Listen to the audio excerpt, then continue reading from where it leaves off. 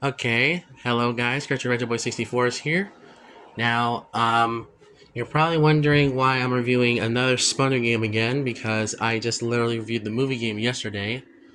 Well, I'm gonna try to review every single Spun game in my own personal order, because I feel like these are the ones I like talking about the most of, honestly.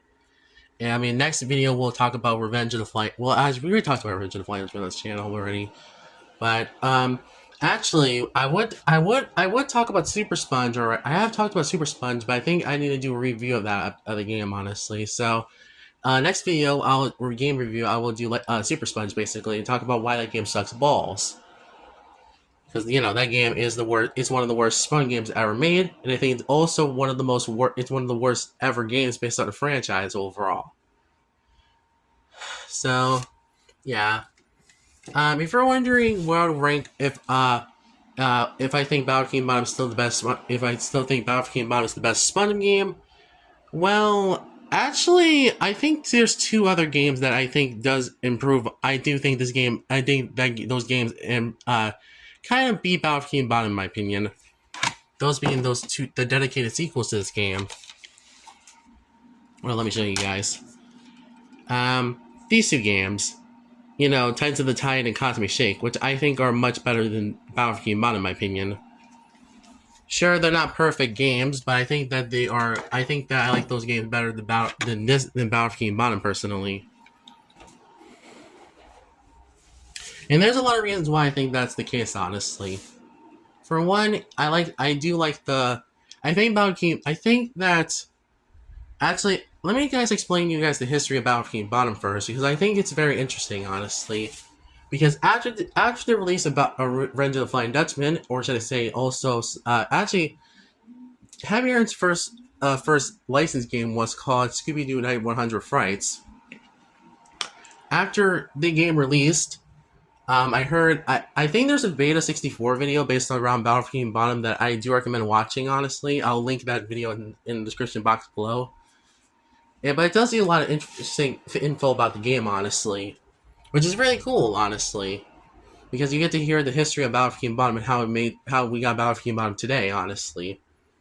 Because it has a lot of interesting info, and there's another video also based around the content from Battle for King Bottom as well, which is also really cool.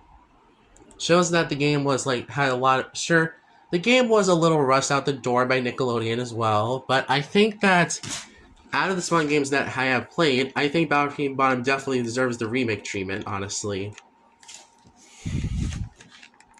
Actually, if you're wondering if I'm covering Rehydrate in this video, I'm actually technically gonna review that also as well in this video.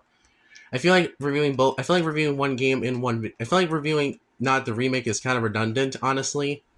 And yes, I have a copy of the remake as well. Here's the remake right here. So it looks like I'm talking about two Spawn games today. Yay. So, anyway, back to my Battle for King Bottom. So basically, I think the game started production in June 2002, I believe, or at least a few months after Nights of 100 Frights released, I believe, if I remember correctly. I think they ended production in October 2001, 2003, I believe, if I remember correctly. I don't know if that's true or not, but hopefully it's true. Okay.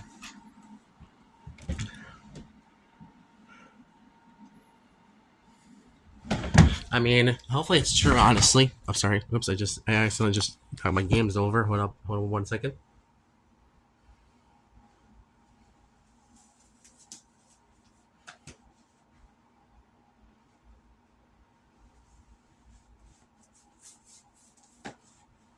Oops, sorry.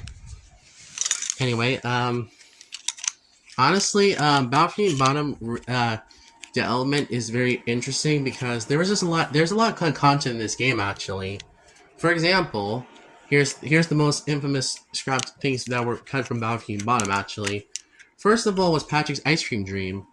This was originally supposed to be in the original Battle for King Bottom. And yes, this was also cut in Rehydrate as well. Because, I guess because of time crunch, honestly, for both games. Also, I think most people have known about the Robot Squidward boss battle. It did show up in the GBA version, which I'll talk about in a different video about the GBA version and the PC version respectively.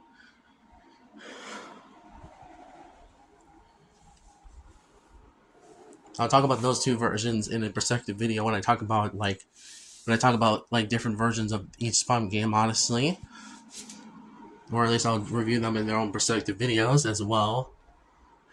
But anyway, I think that it's funny how how the Robot Square boss also became a boss in Truth or Square video game as well. And also was added the multiplayer mode for Rehydrated as well. And also, I have heard that there was supposed to be a Glove World level that was cut from this game as well.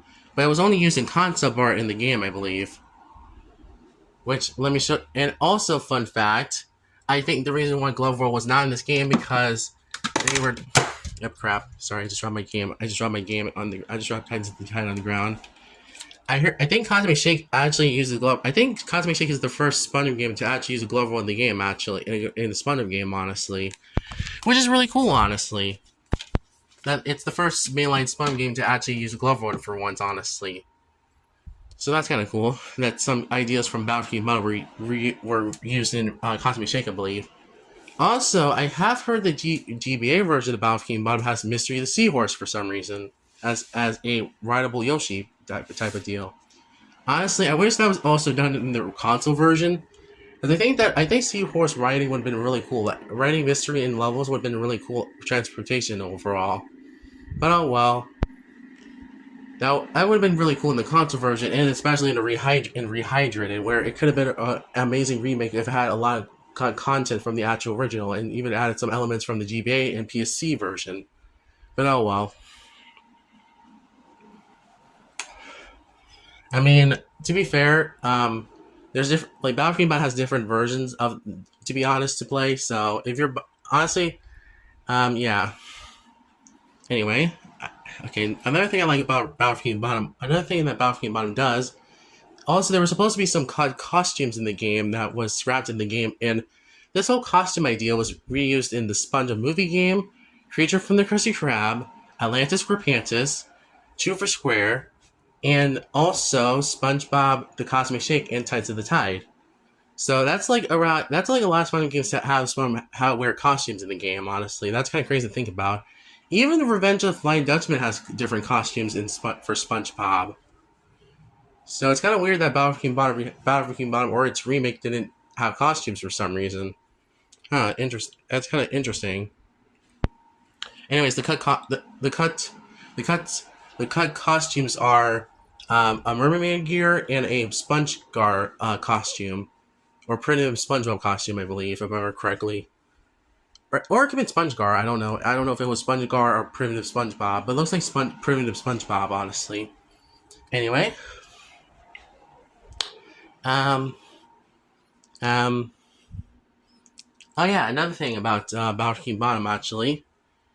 Another thing that this cut in BIKINI Bottom was also about a second unused face with Robot SpongeBob, because apparently Robot SpongeBob was supposed to be a second phase where you had to fight against Robot SpongeBob as Patrick or Sandy, I believe, which is really cool, but it doesn't have a proper ending, which is kind of sad, and they also cut it late in the game's production, I believe, if I remember correctly, so that kind of sucks.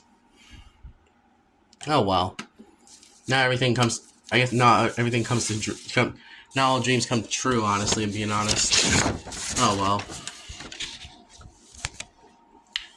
Another thing that was cut in BIKINI Bottom, actually, is actually a few areas in the game. There was the Krusty Krab. There was supposed to be a kitchen setting in the Krusty Krab, I believe, and you can't in both the original and the remake, you can't enter the Krusty Krab's kitchen, I believe. But I have heard they made a whole model based around the kitchen, the Krusty Krab, I heard, where someone works in, I believe. So it must mean that they reused this idea in Tides of the Tide, where you can actually explore someone's kitchen, actually. So that's kind of interesting to think about. And also, Tides of the Tide has had Spawn Kitchen in the game, I believe, if I remember correctly. So it's the first one game to have Spawn in the kitchen, in his kitchen, I believe. So interesting, honestly. Another thing that was cut from this game is that I think according to some voice lines, it seems like there was also supposed to be like I think mostly SpongeBob, Patrick, and Squidward. No, SpongeBob, Patrick, Squidward. SpongeBob, Patrick, and Sandy were supposed to be in each. Were supposed to be paired all the time in each level, I believe. That explains why there was so many kind of voice lines from each boss battle in each Tiki, I believe. So that's kind of interesting to think about. So it's not just two characters on the fly; it's actually supposed to be three characters on the fly. So that's interesting that they cut it out for some reason. And thankfully, this idea of switching between characters on the fly was reused in the Lands for Pants's DS and Tides of the Tide on console. Interesting, honestly. And there was also supposed to be you were also supposed to roll as the boulder from Pizza Delivery in the game, I believe. So that's kind of cool. And you were also supposed to. I heard that originally in the BIKINI Bottom original game, you were able to the shiny objects were originally jewels or it was jewels in the game, I believe, which is kind of cool. And the gold modules were 2D models or 2D textures instead of 3D models, honestly, which is kind of interesting. Yeah, there was also a lot of unused models as well, which is kind of cool, but that's not really interesting, honestly. But oh well. So yeah, that's a lot of content I already talked about in this game, honestly. So, what else this game has going for it? So let's talk about the plot of BIKINI Bottom and the remake Rehydrated. So the plot is about Plankton creating a Duplicatotron 3000 machine, so he can use the robots to take over the Krusty Krab and steal the formula. Unfortunately, he does the disobey switch, which I still question how that even works, honestly, logic-wise. But this is SpongeBob, so what do you expect from a plot like this? And the robots start disobeying Plankton and starts to go crazy in Bikini Bottom. Meanwhile, Sponge and Patrick are playing robots and racehorses, wherever it is. I believe they also was doing that in the PC version, but that's different though. It was different though. It was different in the plot wise. So that's kind of interesting that all of the three versions of the game has the same plot, but except in totally different ways. I believe in a different way. So that's interesting. Very interesting, honestly. Anyway, another thing that this game does is that so when Spawn and Patrick were done playing robots and racehorses, SpongeBob wishes that the robots and racehorses were real, honestly. So Patrick puts one of the robots or at least racehorses in the clamshell, and he says the secret words. He has SpongeBob saying secret words, saying okay, and then the magic happens, and then Spawn claims it should be the best day ever tomorrow when they get to play with real robots and real racehorses. The next morning, Spawn wakes up and sees the Bikini Bottom was in chaos and stuff, and thinks that is all his fault for causing this chaos in the first place, even though Plankton's behind this though. So yeah, that's the basic story. The game then sets out to be like a different. Sets out to be more its open world and more collectathon platformer, honestly. But at the end of the game, it turns out Plankton was the one who. So, as you progress in the game, the story starts to like split up into different parts, I believe, and connect, and it feels like its own Sponge episode, honestly, which is really cool. I mean, I think that's really cool that the game decides to be like its own thing, honestly, instead of adapting what episode from the show, like other tie-in games I've seen from end franchises, like Ed and Eddie, Fair Appearance, and so many other games based on my favorite shows. Literally just adapts the episode or special from the show and does something with it, honestly. But I feel like that BIKINI Bottom does a better job at feeling it like its own original story instead of just reusing ideas from other episodes of the series. So that's kind of cool. That's actually fun. That's actually really good, honestly. That the game actually decides to not be like that, honestly. Anyways, back to the story. At the end, once you progress in the game, it turns out Plankton is one who's behind all this chaos and stuff. And at the end of the final level, the final area of the game, Chum Bucket, it turns out Spawn finds out that Plankton was the one who's been creating all these robots and big bosses and stuff, robot bosses and stuff like that. And that he forgot to put flip the obey switch on. But he puts a whatever sign on the disobey switch, or at least thing, and thinks that it should be working. But then Plankton decides to make a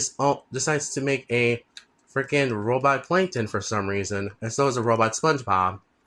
After defeating robot SpongeBob the first time, SpongeBob grows big buff hands for some weird reason, honestly. And then Robot Plankton goes into Robot SpongeBob's head, and now it's time. After defeating Robot Plankton and SpongeBob, or at least defeating Robot SpongeBob finally, everything seemed to went back to normal, and that they all won. But then Plankton clones himself so many times and argues with the other robots. And then SpongeBob asks Plankton that if you learn this lesson, and Plankton does a whole remark about he'll get it right next time, and then he laughs about it, and then Patrick steps on Plankton basically. And then Patrick asks the gang, basically SpongeBob, Patrick, Squidward, and Sandy, if they want ice cream and stuff. One of them says, "Yes, I do." And then what happens next afterwards is that Sandy asks them that they're still robots to clean up in Bikini Bottom, and that they still need to fix all the messes in Bikini Bottom overall. So yeah. And yeah, SpongeBob does a whole speech about, how, well, he does this whole speech about, like, how they shouldn't stop cleaning Bikini Bottom from crime and stuff, and robots and stuff, and that they also need to protect Bikini Bottom and make it safe again. Honestly, the plot is really good in this game. Honestly, it might be my favorite story when it comes to like licensed games being based on the show. Honestly, it's a very chaotic plot, but it works as a video game because it actually does a lot of good things about it. Like, I don't know, I just really like a lot of what this game does. Honestly, when it comes to story wise, honestly, I really like this story. But what's the gameplay like, honestly? So, the gameplay of this game is a 3D collectathon platformer, similar to Mario 64 and Banjo-Kazooie and Donkey Kong 64 type of deal. Which is cool, because, since I do like those three games overall. Which is fun. You mainly control three characters, SpongeBob, Patrick, and Sandy, which has their own unique moveset. Sponge can do the bubble spin, the bubble bash move, the freaking sponge bowl. He can also slam his feet. He can do bubble feet slam. He also can do and he can do the cruise bubble, I believe. Patrick can pick up and throw objects. Pick up and hold and throw objects. He can also body slam enemies and also freaking belly bounce enemies as well. So that's kind of cool. And meanwhile, Sandy can do a lot of things anyway. She can glide with her lasso or rope, or lasso rope, I think. I don't know. I can tell the difference between them. She also can do karate chop, kick, and chop. And she also can swing on ropes with Texas things, whatever that's called, I think. So that's kind of cool. That's kind of cool in my opinion. Yeah, that's really cool, honestly. That's cool that this game actually that's cool that the game actually lets you do a lot of things, honestly, if I'm being honest.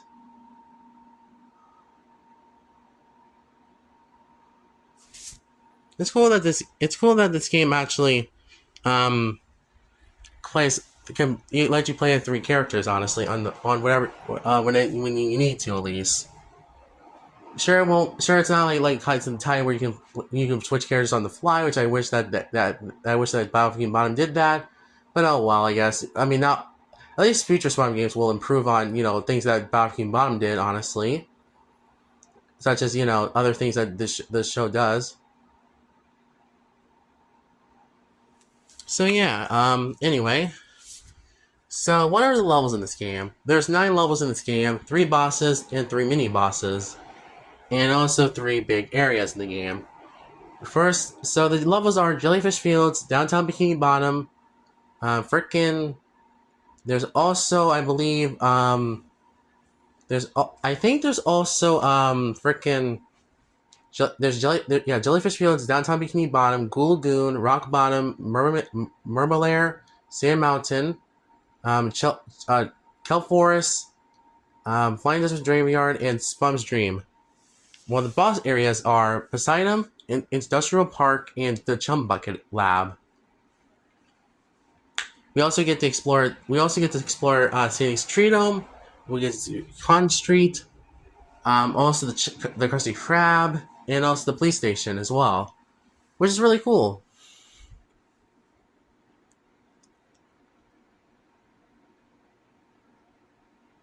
I'm gonna forget any levels, but yeah, there's mostly 9 levels in this game, making this easily not the longest fun game. I think the movie game's longer than this, honestly, because it has longer levels, but still. That was because that one was more rushed out than Battlefield Bottom, honestly. I can tell this game wanted to have more content than it actually did, because I have heard originally I heard that Winnie Hunt Jr. was supposed to be in Battlefield Bottom in the console game, as long as along with Patrick's Ice Cream Dream, Robot Squidward, and also freaking Spongebob. Mostly, and also I heard Woody Hunt Jr.'s in Salty Platoon was supposed to be in also Battlefield Bottom in the console game, but they scrapped it because I have no idea actually. I heard they wanted to add more locations in the game, but they decided not to add too many locations because since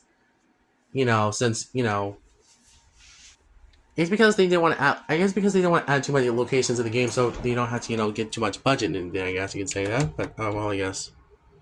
Yeah. What are you doing? Was that you?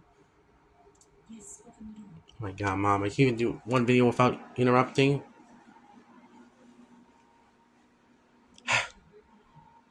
I'm just trying to do a video. That's all I'm doing. God. That's how I literally speak, honestly, so don't judge me. Anyway, wait, is that on camera? Crap. Anyway, back to what I was actually saying about the game, anyway.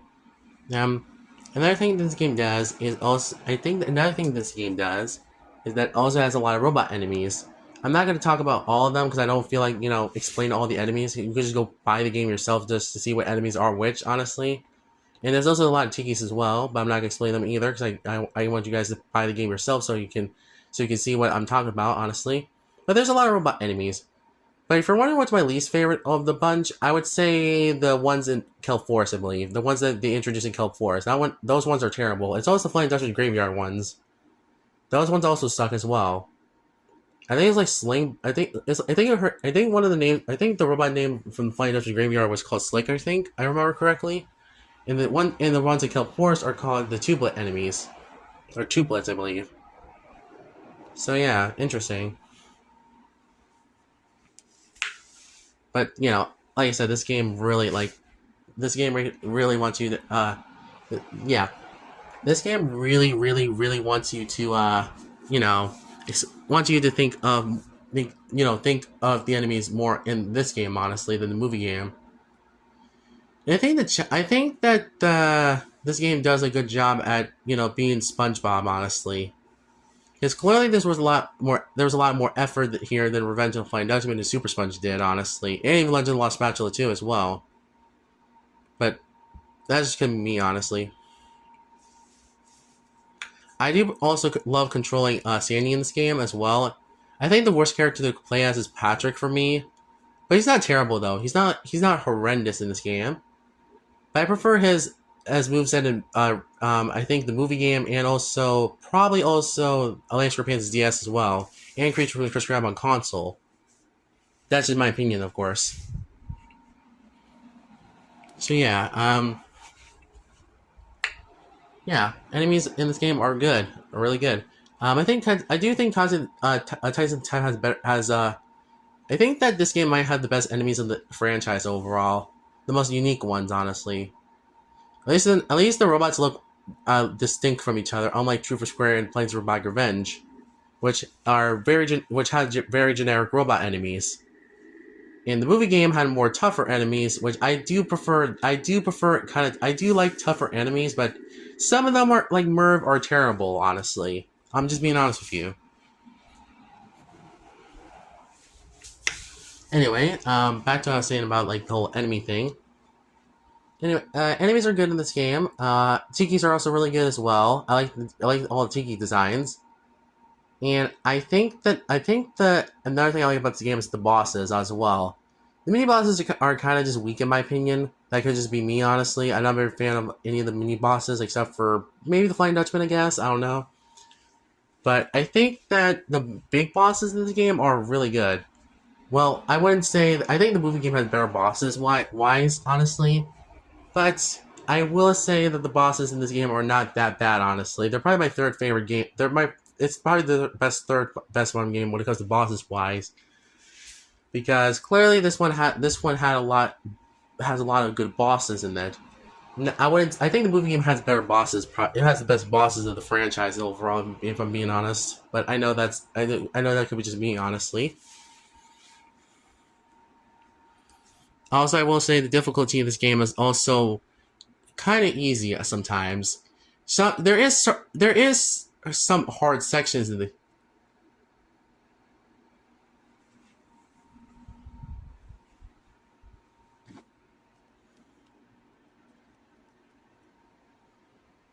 There is some hard sections in this game, but I will admit that the hard sections are pretty hard, but they're not a bit like hard like the movie game is sometimes. Because sometimes the movie game like I like the difficulties of the movie game a little bit more than battle, just because I like sometimes games that are tougher than the other games. But then again, sometimes tougher means also more harder and more frustrating sometimes. But I will say, well, okay, I will admit, sometimes there is sections about Freaking Battle that makes me frustrated as the movie game, honestly, sometimes. But that just could be me being sometimes bad at games. Like, like for example, Mr. Krabs' Dream, for example, which I really hate that section so much, and so is Squidward's Dream as well. Those are probably the worst. They're probably the worst sections of SpongeBob's Dream level in general, honestly.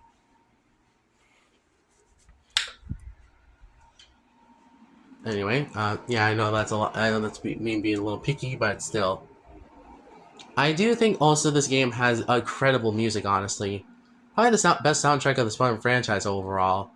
Most of the songs in this game slam dunk, honestly, and they're definitely the best tracks of the SpongeBob franchise game of SpongeBob games. Honestly, I do think the movie game does have some better tracks overall. Like the slide theme in the movie game is much better than Battle's slide theme, but that could be just me, honestly.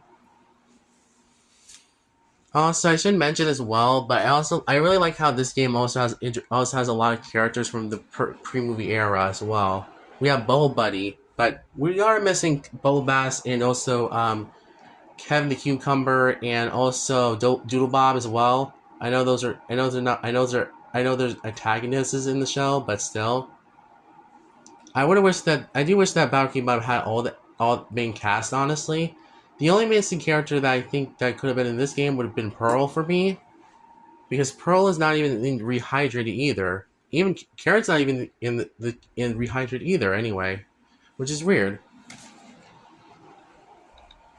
But then again, this was 2003 game, honestly, so they can't add all the main characters in the show.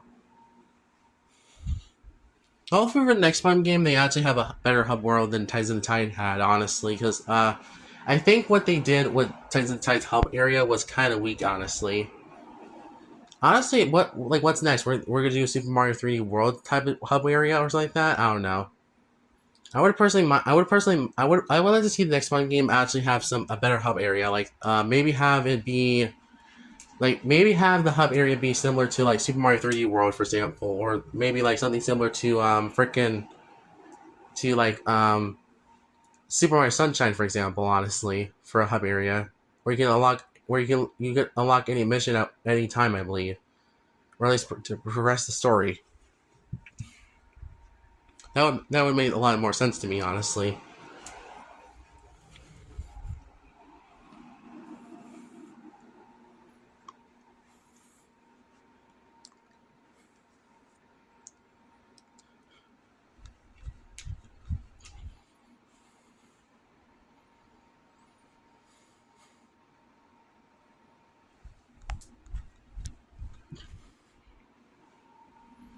I mean, I know that also that this game, that the next Mario game will be probably shorter than even Tides of the Tide, but still.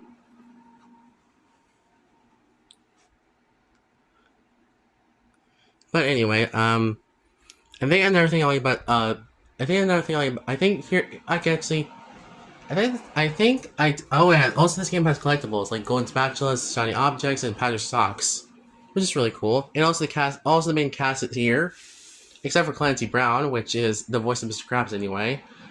But he's replaced by Joel White in this game. Yeah. Okay, I will be honest about Joel White in this game. He does a pretty bad Mr. Krabs impression, honestly.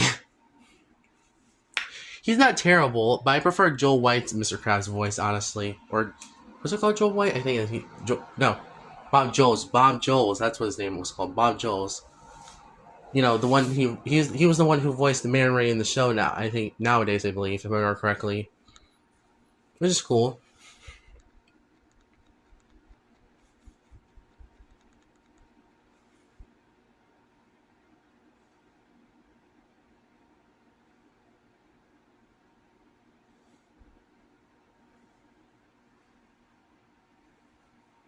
Like, I don't know. I feel like that this game clearly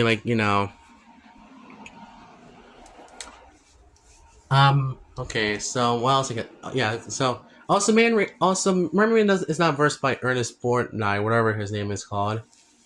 But it's because Ernest Borgnine was not in really much fun of games besides like Super Sponge, Two for Square, Boating Bash, and etc. So that's kind of interesting. But Joe White as Merman was kind of a bad choice, honestly, in my opinion. Honestly, I know he's trying his best to be like Merman, but honestly, he sounds terrible. He does. I'm gonna be honest with you. I'm gonna be honest with you. He just sounds nothing like Merman, honestly. I totally get that Ernest Borgnine was not in many Spawn games, but with Clancy Brown, he could have easily voiced Mr. Krabs in the game and Battlefield Bottom, honestly. And they didn't fix this problem and rehydrate it for some reason, which is I find that very weird. But oh well, I guess I'll talk about rehydrated. Actually, no, screw. I'll just talk about the original right here, and I'll talk about rehydrated in another video. So also there is 100 golden spatulas in this game. I actually don't want to be. I'm not gonna try to beat all 100.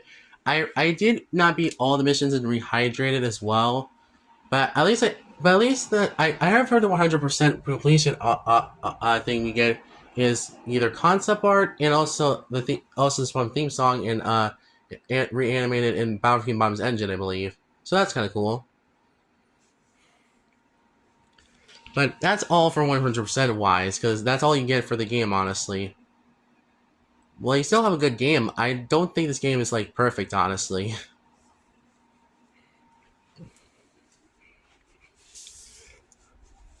But here's my positives of the game first, honestly. First of all, I actually have a lot of positives of the game, actually. First of all, I like the open world. I love the more collectathon 3D platforming more than Revenge of the Flying Dutchman for me, honestly. Two, I like the golden spatulas in shiny objects and powder stocks in this game as collectibles. I like the music in this game. I like the playable characters in the game. I like the enemies in this game. I like the missions in this game. least most of the missions, except for a few that I don't like, but still.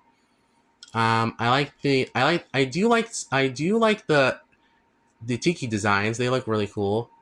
Um, I like how all the main cast is here, except for Pearl for some reason, which I still don't get to this day. I like SpongeBob. I like Okay, I guess I gotta keep going with the I gotta go keep on with the things right here. Another thing I like with this game is honestly is also the graphics, which they look good for a PS2 game, honestly. But oh boy, I'm running out of storage already. We've been here for 35 minutes. Anyway, so okay, so another problem I have with this game is overall the effort making this a SpongeBob game. Honestly, this one has a lot of effort poured into it. Honestly, for a very licensed game, honestly, and I guess and here's the main reason why this might be my favorite SpongeBob game when it comes to most of the things except for like two things. Honestly, some things holding it back from being the best one game. Those being that it does have some. Okay, so the final thing I do appreciate with Battlefield Bottom overall, the original game, is that at least it has a lot of effort. It has a lot of more charm and has the pre-movie charm in it, honestly, which is really cool. And the same writing as the first three seasons as well, and the movie as well, which is really cool. But that's about it, honestly. But here's my problems with this game, though. First of all, I do think the Kelp Forest is my least favorite area in this game overall. I think many people's least favorite area in this game is Kelp Forest for sure, because of so many sections in the level just being so bad and so frustrating, and it's just not fun. And it's confusing at best sometimes too, as well. And don't get me started on the Kelp Vine slide. Oh boy, that area sucks hard. It's so it's so fast, and it's way too. Sometimes it's way too tight to turn, and sometimes, but it's just a mess in general. And also not Patrick. Squidward and freaking Mr. Krabs' Dream also sucked in general as well, and they're not very good. They're really not.